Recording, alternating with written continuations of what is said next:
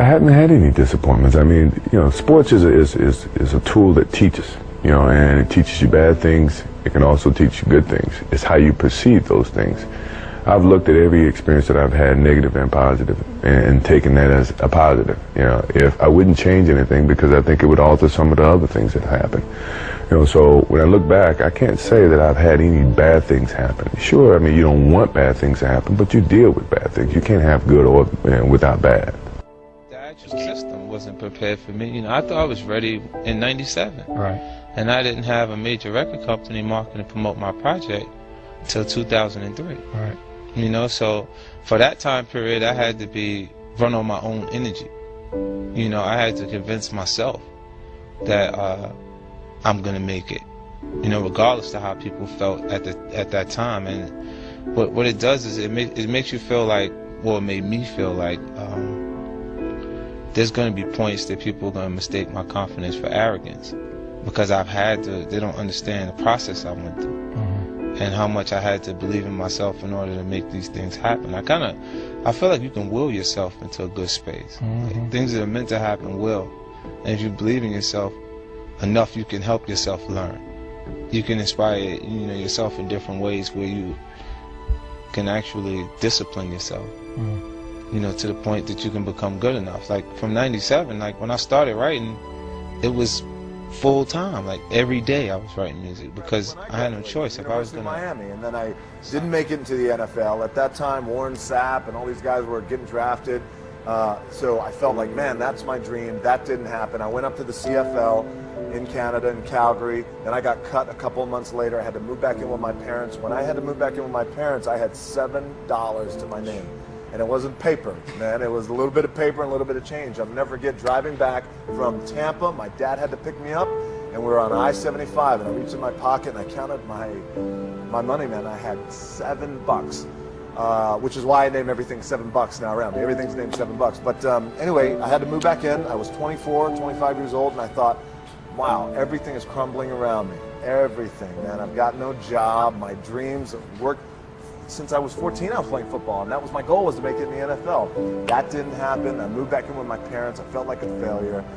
Became depressed, and it was at that point where I went through a little bit of probably a 2 to 3 month period where, you're living in a sludge, man. You're feeling like shit. You're depressed. What am I going to do? And then I made a decision to start training for wrestling.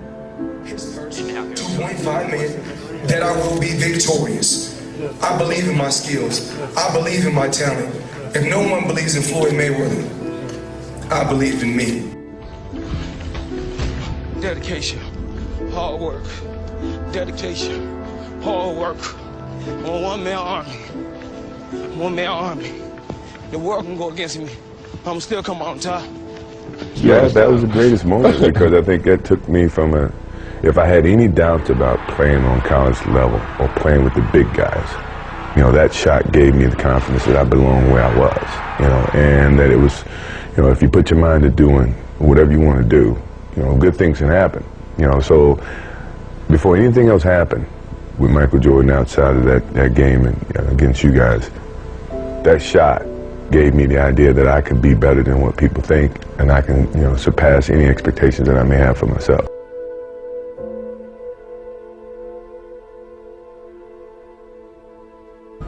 Because you truly believed and you knew that you were eventually going to be able to do.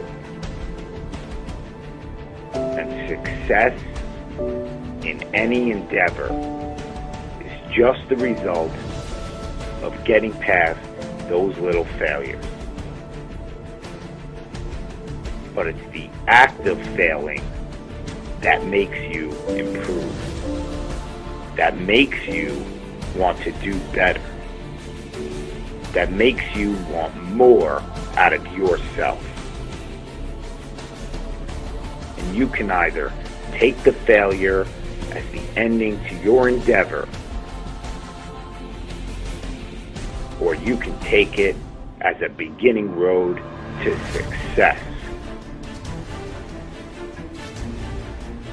You are always going to have obstacles, and certain doubters in this world that are going to try to steer you in a direction that you're not accustomed to, that are going to chase you away from your game plan. But the only one who can deter you from your goals is you. You can achieve anything you want in this world that you put your mind to. And any examples of having to deal with failures can simply be broken. There are countless triumphant stories of getting to success by going through failure. Lucille Ball, dismissed from drama school for being too quiet and too shy.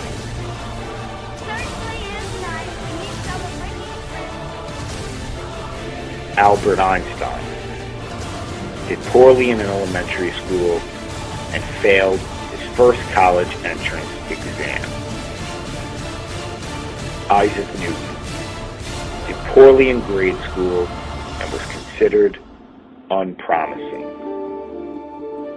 Beethoven, his music teacher, told him that he was a hopeless composer. Jerry Rice never made it to a Division I school to play college football.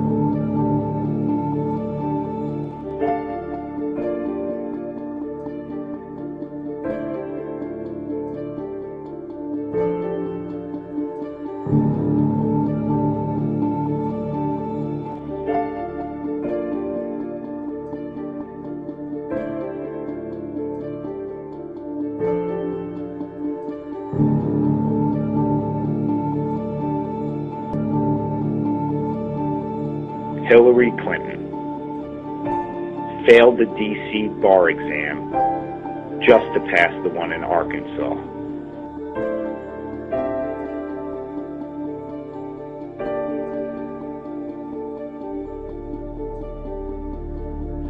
Martin Luther King, ostracized by his family for not wanting to pursue a career as a merchant. Because you shall reap what you sow. Yes, sir. How long? How long? How long? Cyndi Lauper extensively damaged her vocal cords and was told she'd never sing again.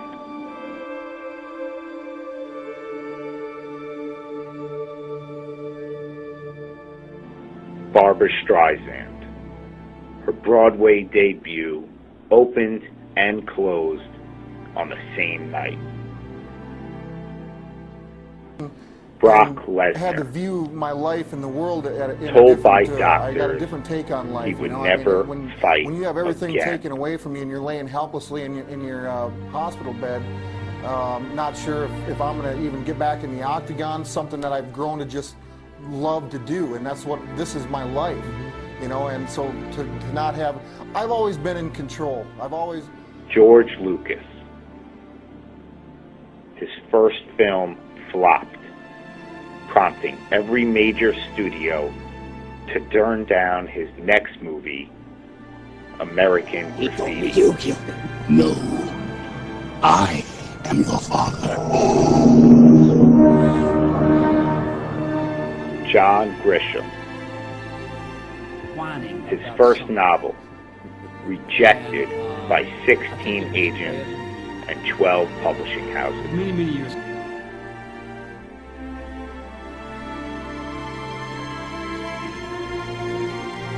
Dr. Seuss. His first book, rejected by 27 publishers.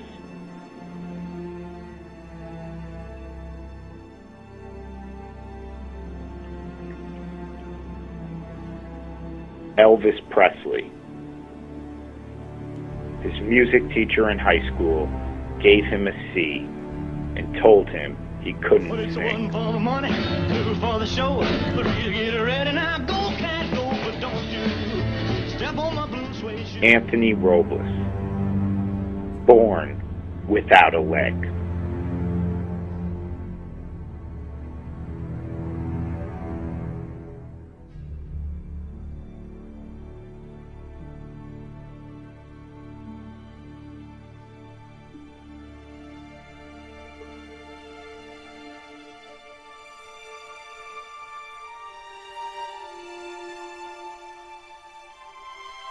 Anthony, when you look back on your life, your journey from when you first stepped on the mat to this point right now where you're at, you accomplished your goal, what was the turning point in your life that, got you jump-started to where you are now?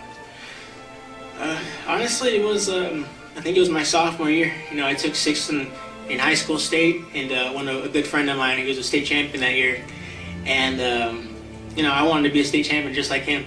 A lot of people weren't giving me credit for that. They didn't think I had a shot at it. But I think that was really the turning point. It was like, I want to be like that guy. I want to be the best in the state. And once I won that, it was like, I want to be the best in the nation. And I just went from there. Wrestling, it's been a huge thing in my life. Wrestling's been my life for 9 years now. I don't know what I'm going to do without competition now, but it's been a blessing in my life. It's taught me so much.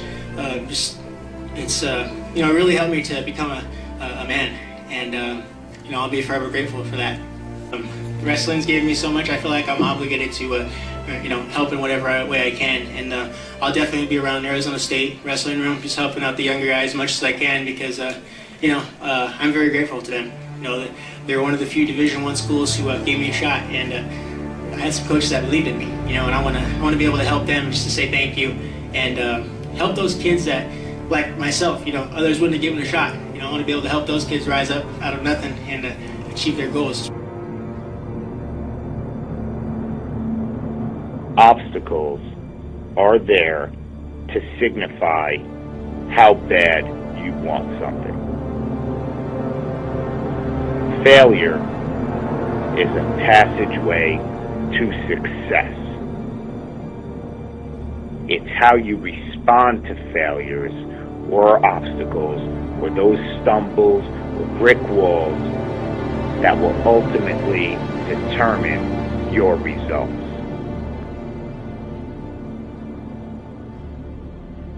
You can let the failures hit you square in the face and knock you out for good. Or you can get up and fight back.